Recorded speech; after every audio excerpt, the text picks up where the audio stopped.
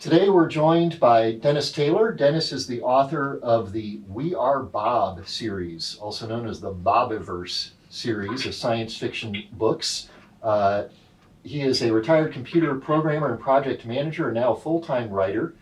He's been working with computers for over 40 years, has been reading sci-fi for over 50, and has come to writing science fiction after his successful career in computer programming and project management. He says that like computer programming, writing science fiction turns out to be addictive on first use.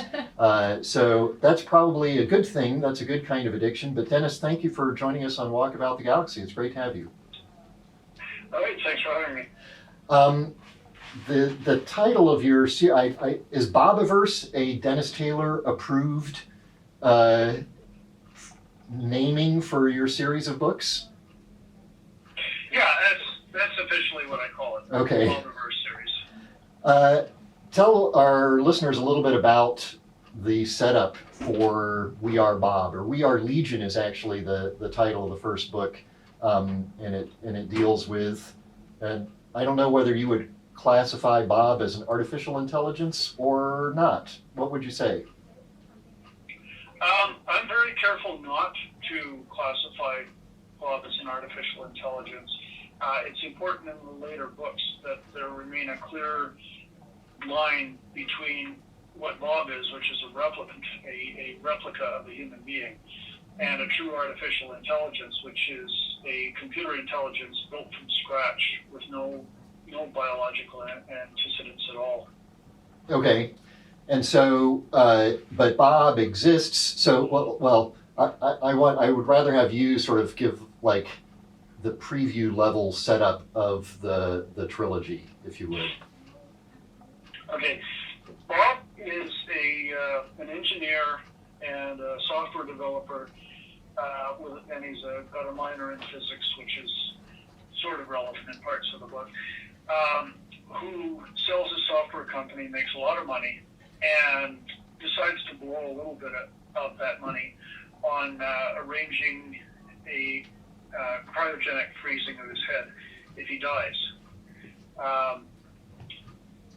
Bob then immediately dies. Right. Because that's the way things work in novels. So Bob wakes up more than 100 years in the future, and things are a little more different than he expected. Things haven't gone very well while he's been dead, really. Yeah, things have not gone well. Things have not gone well for the world or for him. He, in fact, no longer has a body or any biology at all. His brain's been uploaded to a computer program. So he is now a replicant. He is a replica of a human being, a computer program that thinks he's Bob Johansson. The government-sponsored company that's replicated him is intent on building von Neumann probes to explore the closer stellar systems, looking for habitable planets.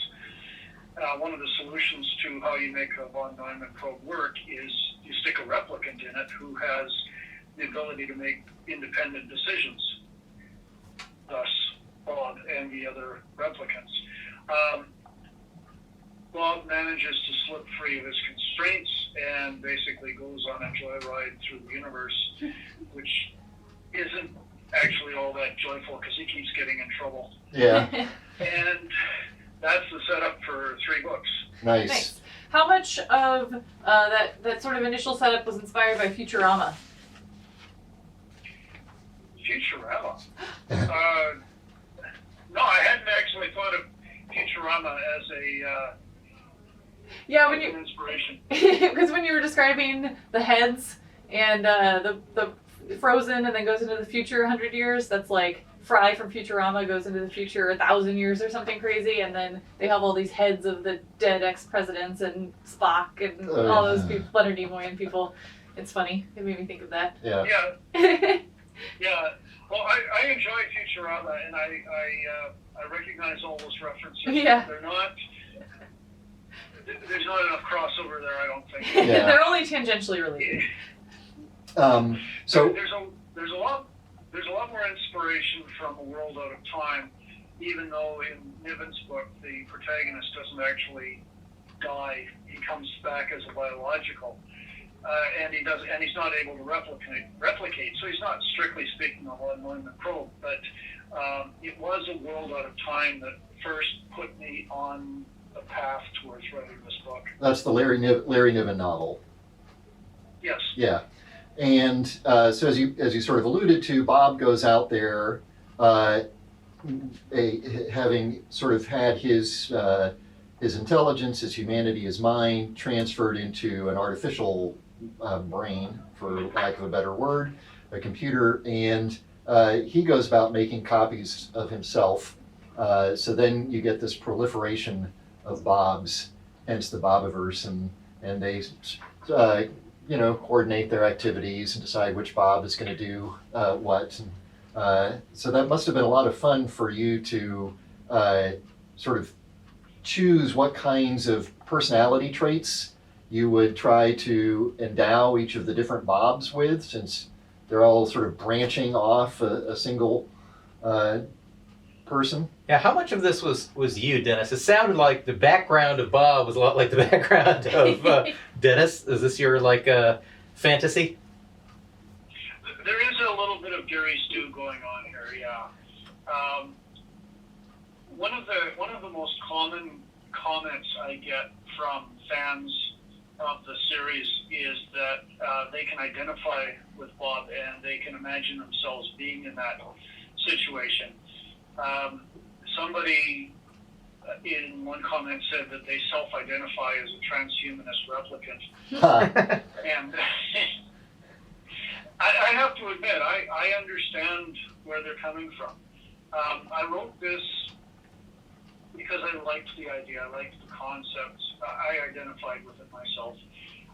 I am the type of person who likes to go off on their own, sort of the opposite of a social butterfly. And I think anybody in that position would tend to identify with Bob. Yeah, we don't know anybody like that. Yeah. I'm In joking. physics, you never experience that. Yeah. Yeah. Have you made plans to have your head frozen after you die, Dennis? Oh. I haven't yet. I don't really feel that the technology is mature enough yet. It's reasonable. But my preference would be for gerontology research to get to the point where they can just keep me alive. Yeah. Cloned organs, stem cell research, stuff like that. Replication isn't a bad alternative, but I'd rather have the real thing.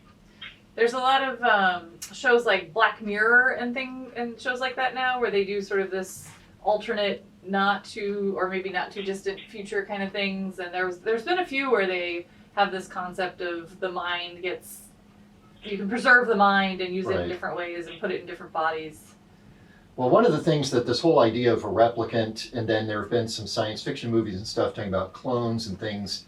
There was one, I can't remember the name of it, but Schwarzenegger was in it, where so suppose you make a copy of yourself like Bob does, right? He built a copy of himself, and at the moment that copy is made, that copy is identical to him at that instant. Then in these science fiction movies where they do that maybe with clones or something, there's a duplicate of yourself. In principle, supposedly, then those people are like, oh, I don't mind if you kill me because I still exist over there.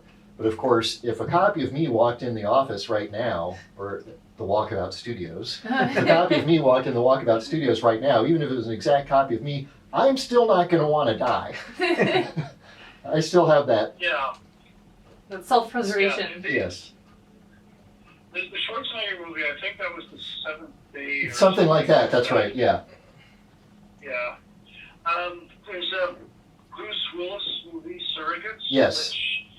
Which is not the same thing in terms of replication and so forth, but it is similar in terms of the remote robotics that are used most of the way through book 3. Right. So there's a lot of parallels and a lot of crossover in a lot of movies. And this comes back to something that gets stressed in the writing forums, is that ideas themselves are a dime a dozen. It's not the idea that makes a book, it's how it's executed. Sure. It either works or it doesn't. Yeah, I thought this one worked very, very well. It's kind of that cool mix of hard sci-fi with all the the serious science and all that. And I assume that you like did all the proper calculations to get the masses, the Right. gravities and all that stuff right. And some human stuff like what is it? What is the meaning of being conscious and all that kind of stuff. So I thought that was kind of cool. Yeah. And speaking of movies, you gonna get one out of this? Well, I keep hoping. There is a signed option agreement at the moment, which I think expires this September. It has an 18-month renewal option, but I don't know whether or not the production company will renew it. They haven't come up with a backer yet, so far no movie, no series. Have you worked on? You can always hope. Have you worked on screen treatments of it yourself? No, not yet. I have no experience with that. With that style, yeah, it's a very different kind of style. How does writing code compare to writing a sci-fi novel? Very similar. Probably similar to writing any novel, but sci-fi is what I'm familiar with. Yeah. As I say, it scratches the same edge. You get the same charge, the same thrill out of writing code that you do out of writing a novel. It's a problem-solving process. It's an iterative development process. You're working on sections. You're integrating them with other sections. There's debugging involved, continuity in the case of the book. And when you're finished, you have a working program where you have a completed novel. And it really is. If you're a computer programmer, you probably will like writing books. So Cool. you're saying I won't like writing books.